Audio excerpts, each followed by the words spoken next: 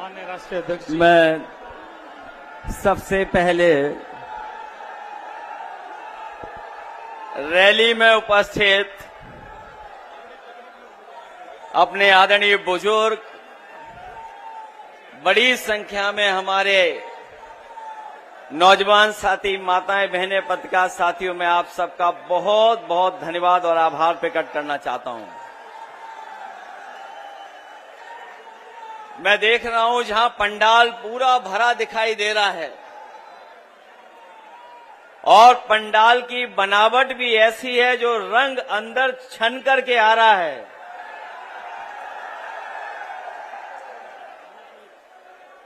पता नहीं राजकुमार भाटी जी ने कौन सा साइंटिफिक अप्रोच उन्होंने अपनाई है कि जो रोशनी अंदर आ रही है पंडाल के अंदर छन करके वो लाल लाल लाल दिखाई दे रही है। मंच पर बड़ी संख्या में हमारे जिम्मेदार नेता मौजूद हैं। जितने लोग मंच पे हमारे साथ यहां पर हैं, जो हमारे दाईं तरफ मंच दिखाई दे रहा है, बहुत बड़ी संख्या में हमारे जिम्मेदार बुजुर्ग, कार्यकर्ता, नेता और आखिरी तक मैं देख सकता हूं। और इस पंडाल में पीछे तक, और जब मैं पंडाल के अंदर आया हूं, मुझे बड़ी संख्या में समाजवादी कार्यकर्ता, नेता दिखाई दिए हैं। मैं एक एक कार्यकर्ता का, नेता का बहुत बहुत धन्यवाद और आभार प्रकट करना चाहता हूं। आज तो हम रैली में इकट्ठे हो रहे हैं, मिल रहे हैं एक दूसरे से, लेकिन मैं बधाई देना चाहता हूं आप सबको। इस रैली की चर्चा ने न जाने कितने लोगों का होश उड़ा दिए थे, और न केवल होश उड़ाया रैली ने, उन्हें मजबूर कर दिया। और मजबूरी में क्या फैसला लिया उन्होंने कि आपकी हमारी रैली से पहले वो रैली करेंगे। कल भी रैली हुई थी, जो कल रैली हुई थी उसकी तो पोल हमारे बहुत लोगों ने खोल दी है। और ये नया जमाना है कि कोई कैमरे से नहीं बच सकता है। उस रैली में लोग आए नहीं थे,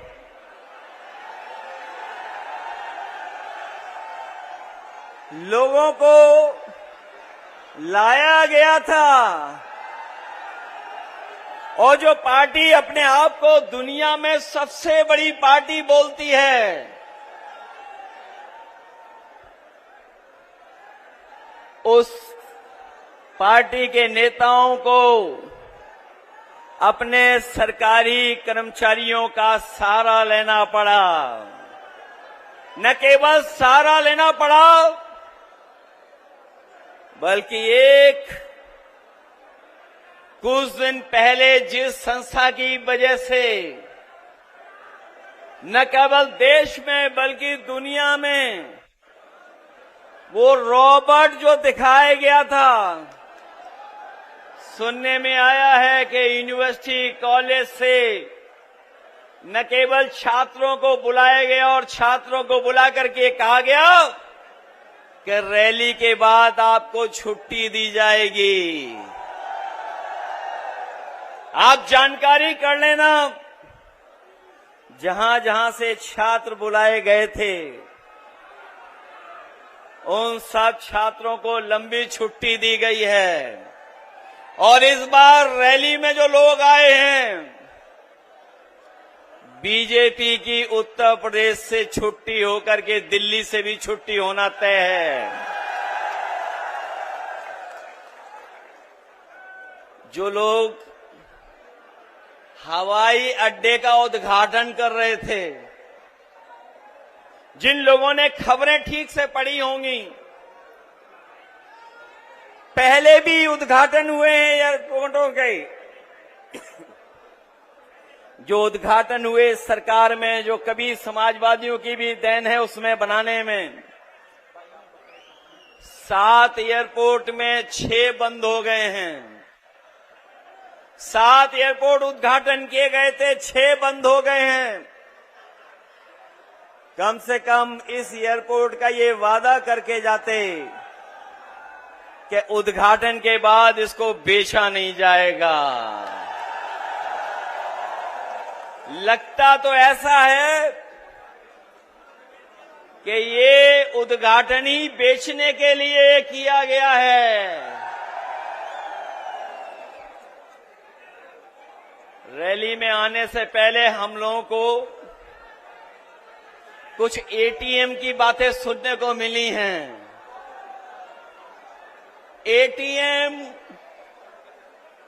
एटीएम की बातें सुनने को मिली हैं।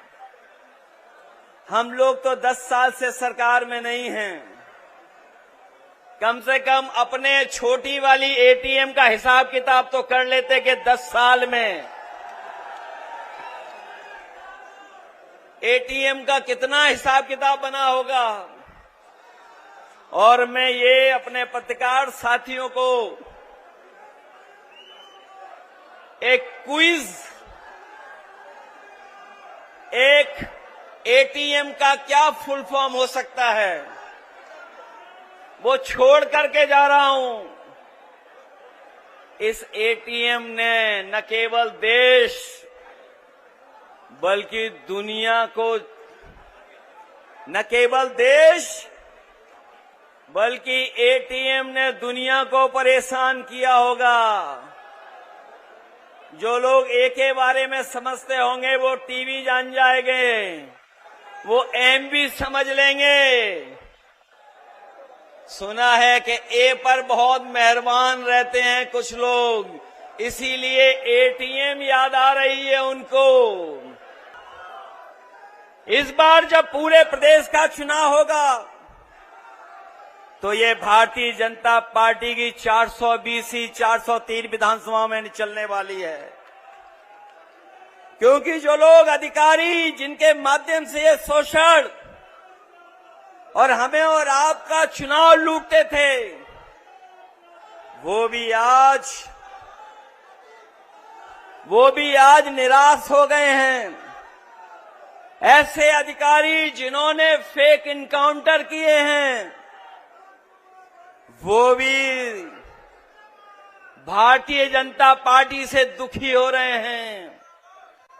और याद कीजिए, जब पहला फेक इनकाउंटर हुआ था, न केवल एक नौजवान गुजर था बल्कि नोएडा में एक जिम इंस्पेक्टर भी था जिसका इनकाउंटर फेक करने की कोशिश की थी इन्होंने। आज वो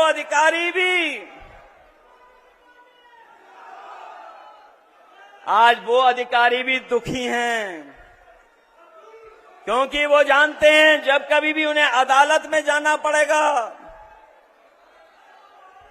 और जब अदालत इन कर्मचारी अधिकारियों को सजा सुनाती है, ये लोग अकेले अंधेरी कोठरी में सजा पाते हैं और अपनी सजा को भुगतते हैं और बाहर उनका परिवार समाज का अपमान और जीवन की परेशानी झेलता है। इसलिए बहुत सारे अधिकारी भी अब सावधान हो गए हैं। भारतीय जनता पार्टी के सहारे पे वो काम करने नहीं जा रहे हैं। अभी हाल ही में जो एसआईआर हुआ, वो एसआईआर नहीं था, वो मुखौटे के साथ एनआरसी था। मैं अपने तमाम सजग सतर्क पीडीएफ प्रहरियों को धन्यवाद और बधाई देता हूं कि उन्होंने मुकाबला कर करके एसआईआर में अपने वोट को और वोट के अधिकार को बचाने का काम किया है। मैं एक एक पीडीएफ प्रभारी को बहुत बहुत धन्यवाद और बधाई देना चाहता हूं। ये भारतीय जनता पार्टी ये भारतीय जनता पार्टी ये दल नहीं है। भारतीय जनता पार्टी दल नहीं है, ये ड्राई क्लीन की दुकान है। भारतीय जनता पार्टी दल नहीं है, ये ड्राई क्लीन की दुकान है। जितने भी भ्रष्टाचारी हैं वहीं जाकर के इकट्ठा हो रहे हैं, लूट भ्रष्टाचार कर करके भारतीय जनता पार्टी उन्हें शामिल करने जा रही है। और भारतीय जनता पार्टी महाझूठ का भंडार है। इनके हर वादे और दावे झूठे हैं। ये जुमलाबाजी लोग, इनकी हर बात उल्टी होती है। जब ये कहते हैं कि 15 लाख देंगे, करोड़ों नौकरी हर साल देंगे, किसानों की आय दोगुनी करेंगे, करोड़ नौकरी हर साल देंगे, गन्ने का भुगतान समय पर करेंगे, छुट्टा पशुओं से खेती को बचाएंगे, तो ये समझ लेना ये लोग महाझूठ बोलते हैं। इनका हर बात, हर वादा झूठा निकला। कोई वादा ये जमीन पर नहीं उतार पाए हैं। जो जो बदलाव लाए उससे महंगाई बढ़ी है, भ्रष्टाचार बढ़ा है। और अब तो उनके लोग भी इंतजार कर रहे हैं कि चुनाव करीब आए तो पाला बदल ले। लेकिन हम लोग कहना चाहते हैं कि पाला बदलने वालों पे भी हम लोग नजर रखने वाले हैं। और नौकरी इनके एजेंडे में कभी नहीं रही। और नौकरी इनके एजेंडे में इसलिए नहीं रही क्योंकि बाबा साहब भीमराव अम्बेडकर जी का संविधान और संविधान के तहत आरक्षण मिलने का इनके एजेंडे में कभी नहीं रहा। इसलिए सरकारी नौकरियां कभी नहीं देते हैं और इसीलिए जानबूझ करके पेपर लीक कराते हैं। पेपर लीक करा करके नौजवानों को निराश कर रहे हैं। आने वाले समय में हम नौजवानों को कहना चाहते हैं, नौजवानों से संवाद करने के साथ साथ हम लोग भारतीय जनता पार्टी की वो भी पोल खोलेंगे कि कितने पेपर लीक हुए हैं और कितनी परीक्षाएं रद्द हुई हैं। हम लोग अग्निवीर कभी स्वीकार नहीं कर सकते हैं। जो लोग कहते हैं कि टेक्नोलॉजी से वार लड़ा जाता है, हवाई जहाज से लड़ाई लड़ी जाती है, महंगे महंगे हवाई जहाज खरीदे हैं, महंगी महंगी बड़ी बड़ी मशीनें खरीद ली, लेकिन हाल फिलहाल की जो लड़ाई हम लोग दुनिया की देख रहे हैं उसमें टेक्नोलॉजी का कितने बड़े पैमाने पर इस्तेमाल हो रहा है। और याद रखना, टेक्नोलॉजी से कितनी भी लड़ाई लड़ी जाए, लेकिन जमीन का कब्जा तभी होता है जब फौज आगे बढ़कर के जमीन को कब्जा करने का काम करती है। इसलिए जो अग्निवीर की व्यवस्था लाए हैं, जब भी समाजवादियों को मौका मिलेगा वो हम लोग उस व्यवस्था को हमेशा हमेशा के लिए खत्म कर देंगे। जो विकास की गति हम लोगों ने बढ़ाई थी, आगरा लखनऊ एक्सप्रेसवे और नोएडा से जोड़ने वाला एक्सप्रेस, हमारे नौजवान जानते होंगे। यहीं के नौजवान जब साइकिल चला करके आगे बढ़े थे, यहीं पर नोएडा से जब हम लोगों ने साइकिल यात्रा शुरू की थी 2011 में, हमारे नौजवानों को याद होगा वो हमारी सरकारी साइकिल यात्रा नहीं थी, वो हमारे नौजवानों को हौसला और नौजवानों की बहादुरी थी कि हम लोगों ने नोएडा से शुरू कर करके आगरा तक साइकिल यात्रा लेके गए थे। उस समय भी अहंकारी सरकार ने हमें और आपको सड़क पर चढ़ने नहीं दिया था, सड़क पर चढ़ने नहीं दिया था। तभी हम लोगों ने ऐलान किया था कि आज आप चढ़ने नहीं दे रहे हो, कल समाजवादी सरकार बनेगी, हम लोग इसका उद्घाटन करने का काम करेंगे। न केवल उद्घाटन किया हम लोगों ने, बल्कि वही सड़क को हम लोग आगे लेकर के गए, लखनऊ तक पहुंचा दी और लखनऊ के बाद गाजीपुर तक पहुंचा दी। और जब उस सड़क का उद्घाटन हुआ था तो याद कीजिए, देश के सबसे बेहतरीन हवाई जहाज उस सड़क पर उतार करके हम लोगों ने नेताजी के जन्मदिन पर उस सड़क को उद्घाटन किया था, खोलने काम किया था। अब तो जुड़ते जा रहे हैं एक्सप्रेसवे। हमारा सरकारी एक्सप्रेसवे था, इनका जो एक्सप्रेसवे बन रहा है वो एटीएम वाला एक्सप्रेसवे है, ये गठजोड़ वाला एक्सप्रेसवे है, वो सरकार के खजाने का एक्सप्रेसवे है। जो अभी उद्घाटन नहीं हुआ है वो सरकार के खजाने को लुटा करके एक्सप्रेसवे बन रहा है, और जब आप चलोगे तो आपकी जेब से भी काटा जाएगा। न केवल सड़कें दी हम लोगों ने, बल्कि उत्तर प्रदेश में मेट्रो भी बनाने का काम किया हम लोगों ने। एम्बुलेंस दी 102, 108, और पुलिस को चलने के लिए गाड़ियां दी थीं, जो 100 नंबर बदल करके उन्होंने 112 कर दिया। दुनिया का सबसे बेहतरीन पुलिस को रिस्पांस सिस्टम हम लोगों ने दिया, जो आज भी पुलिस उस पर चल करके काम कर रही है। न केवल ये दिया, बल्कि दूध का उत्पादन बढ़ाया। जब समाजवादी सरकार थी तो 30 लाख लीटर प्रतिदिन दूध का उत्पादन बढ़ाने का काम किया। जो बड़े बड़े कारखाने होते हैं अमूल के, पराग के, उनको लगाया। उनको लगाने के साथ साथ हम लोगों ने बच्चों के भोजन में भी सुधार लाने का काम किया। इस सरकार ने भोजन को बंद कर दिया, भोजन तो बंद ही हो गया बच्चों का, साथ ही साथ सुनने में आया स्कूल भी बंद हो रहे हैं। बड़े पैमाने पे स्कूल बंद हुए हैं। अपनी बेटियों महिलाओं की सुरक्षा के लिए 1090 जैसी व्यवस्था दी थी। आने वाले समय में हम अपने भरोसा दिलाना चाहते हैं बहनों को, बेटियों को, माताओं बहनों को, कि 1090 से बेहतर और उसको और मजबूत कर करके अपनी महिलाओं को सुरक्षा देने का काम करेंगे।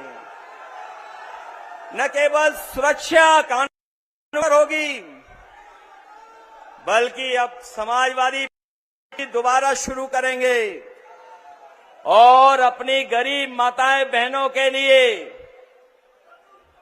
सम्मान समृद्धि योजना ला करके, स्त्री सम्मान समृद्धि योजना ला करके 40,000 रुपया साल हम लोग दे करके उनका सम्मान बढ़ाने का काम करेंगे।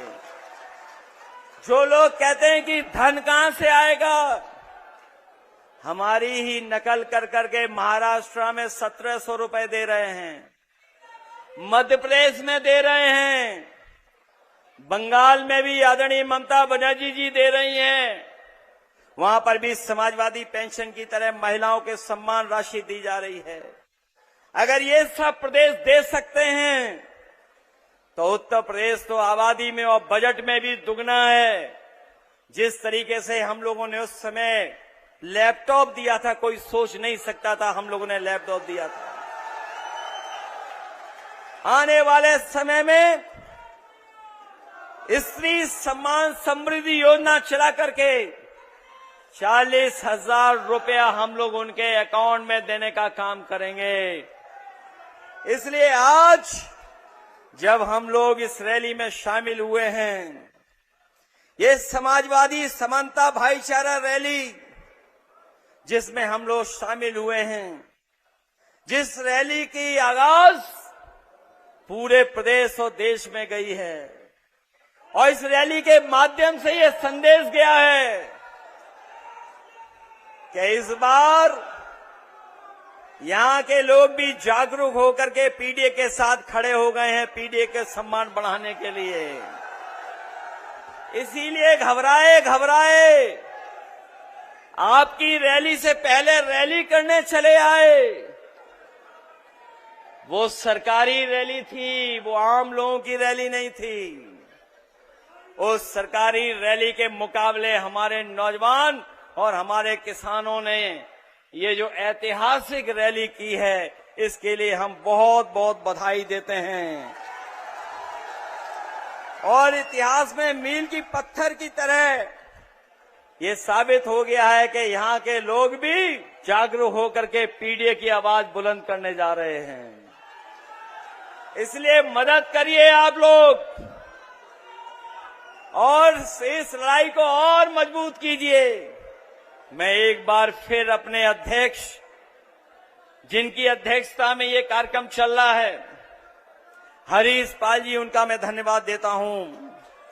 राजकुमार भाटी और उनके साथ जितने सहयोगी साथी हैं, जो लगातार जो मंच पे बैठे लोग हैं, इन्होंने जगह जगह आयोजन कर करके जगह जगह बैठ कर फैसला लेकर के, जो लोग मंच पे हैं या उस मंच पर हैं या सामने हैं, हमारे आपके लिए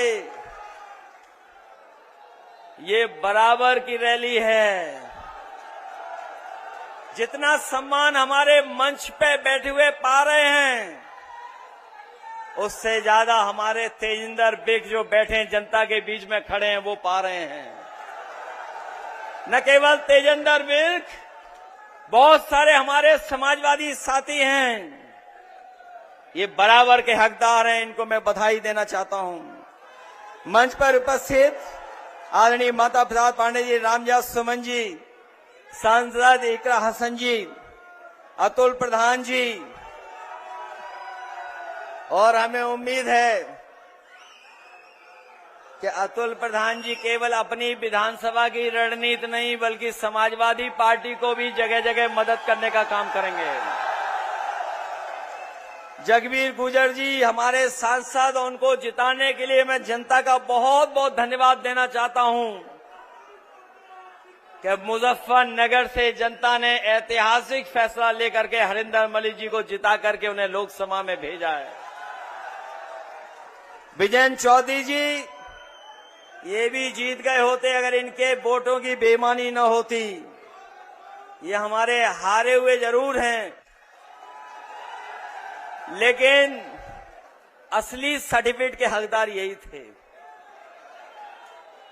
जावेद आदमी जी से लेकर के प्रदीप भाटी जी, जितेंद्र यादव जी, भारत सिंह गुर्जर जी, नवीन भाटी जी, फकीचंद गुर्जर नागर जी, अरविंद गिरीश, सुधीर भाटी जी, आश्रय गुप्ता जी, साहिंद मंजूर साहब, और आजकल जो हमारे साथ आए हैं, मैं उनका एक बार फिर स्वागत करता हूं कि बहुजन समाज पार्टी में रहे बड़े नेता, कांग्रेस के बड़े नेता नसरुद्दीन सिद्दीकी साहब का भी मैं धन्यवाद देता हूं। हमारे रामपुर के सांसद मोहिबुल्लाह नदवी साहब का भी मैं धन्यवाद देता हूं, और रामपुर की भी जनता का मैं विशेष धन्यवाद और आभार प्रकट करूंगा कि उन्होंने समाजवादी पार्टी को जिता करके हमें एक सांसद देने का काम किया है। और ये जो हमारा आज शुरुआत हुई है, संघर्ष की शुरुआत हुई है, हम आपको भरोसा दिलाना चाहते हैं कि हमारी पार्टी के बहुत सारे नेताओं के साथ बड़े पैमाने पर भेदभाव हुआ है, झूठे मुकदमे लगा करके जेल भेजा गया है, उन पर झूठी कार्रवाई कर करके उन्हें जेल भेजा गया है। हमें उम्मीद है कि न्यायालय उनका सम्मान करेगा, न्यायालय उन्हें न्याय देगा, और आने वाले समय में समाजवादी सरकार बनेगी तो जिन पर झूठे मुकदमे लगे उनके मुकदमे वापस देने का भी काम करेंगे। आजकल एक डायलॉग चलता है बीजेपी वाले लोग एक डायलॉग देते हैं कि उत्तर प्रदेश में कोई माफिया नहीं है, एक भी माफिया नहीं है। याद रखना, जब वो बोलते हैं एक भी माफिया नहीं है, तो वो ये कहते हैं कि एक माफिया है। और न केवल अपने मुकदमे वापस लिए हैं, अपने सहयोगियों के भी मुकदमे वापस लिए हैं। इसलिए 9 साल का उनके पास हिसाब किताब नहीं है। 9 साल में क्या किया है अभी जमीन पर नहीं बता पा रहे हैं। महंगाई, बेरोजगारी का कोई जवाब नहीं उनके पास। इसीलिए आधा अधूरा एयरपोर्ट उद्घाटन करके गए हैं। याद रखना, ये शुरुआत बहुत पहले से हुई थी, लेकिन जेवर के एयरपोर्ट को एनओसी दिलाने का काम अगर किसी ने किया था तो वो समाजवादी पार्टी थी। उसी का परिणाम है कि आज यहां पर एयरपोर्ट बना है। और जो किसानों के साथ भेदभाव हुआ है, अभी तो पहला फेज बना है, अभी सेकेंड, थर्ड, फोर्थ फेज तक बनना है। आने वाले समय में समाजवादी लोग अपने किसान भाइयों को भरोसा दिला के जा रहे हैं कि आपके किसानों के साथ जमीन का भेदभाव नहीं होगा।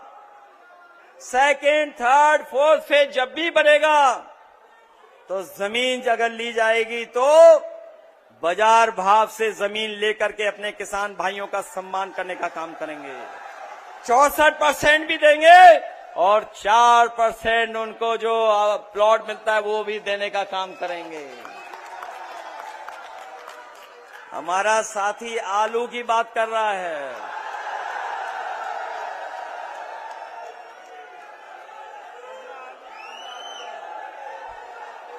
इन्होंने तो वादा किया था कि गन्ने की भुगतान हम 15 दिन में कर देंगे। बताओ किसान भाइयों, कितना भुगतान हो पा रहा है 15 दिन में?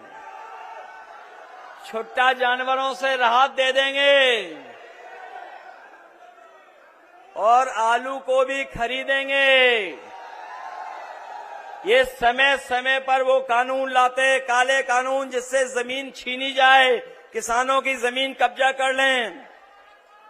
ऐसा हम लोग होने नहीं देंगे। समाजवादी सरकार बनाओ, हम लोग किसानों का सम्मान कर करके उनको लाभ देने का काम करेंगे। इन्हीं शब्दों के साथ हम सब आपको धन्यवाद देते हैं और उम्मीद करते हैं कि इस पीडीए की लड़ाई और